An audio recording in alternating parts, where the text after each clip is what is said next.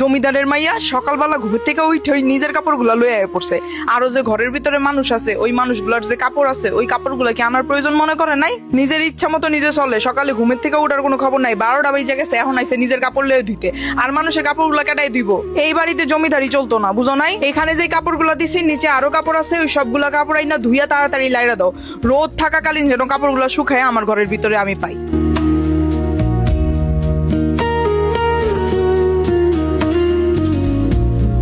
কি গো জমিদারের বউ, কয়টা বাজে? সকাল 11টা বাজে, আপনার সকাল হইছে? হ্যাঁ, এখন আপনি যাইতেছেন রান্না করতে। এখন যদি রান দেন তো আমরা খামু কয়টা বাজে? 4টা বাজে? ভালোই ভালোই কইতাছি, এই বাড়িতে থাকলে সকাল 5টা বাজে ঘুমের থেকে উঠতে হইব, ঘর দুয়ার গুছাইয়া সকালের নাস্তা বানাইতে হইব।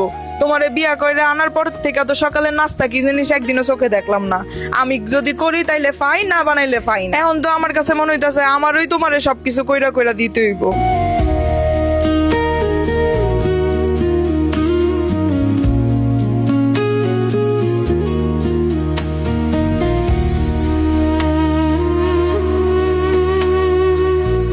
আমার বউটা সারা দিন কাজ করে। আচ্ছা, আমার মা যে তোমার সাথে এমন করে, তোমার কষ্ট লাগে? না, কেন? সংসার করতে গেলে ঝগড়া হবে, তার মানে এই নয় যে সংসার ছেড়ে যেতে হবে। তবে অনেকেই সংসার ভেঙে দিয়ে চলে যায়, কারণ তাদের কপালে তোমার মতো স্বামী জোটে না। সংসারে যতই ঝড় আসুক না কেন, নিজের প্রিয় মানুষ যদি পাশে থাকে, একটু শক্তি দেয়, তাহলে ঠিক এভাবেই চলে যায়। তখন আর কষ্ট গায়ে লাগে না, কষ্টটাও সুখ মনে হয়। আর আমার মা যদি আমার সাথে এরকম করতো, আমার কি গায়ে লাগতো? উনি তো আমার শাশুড়ি না, উনি তো আমার মাই।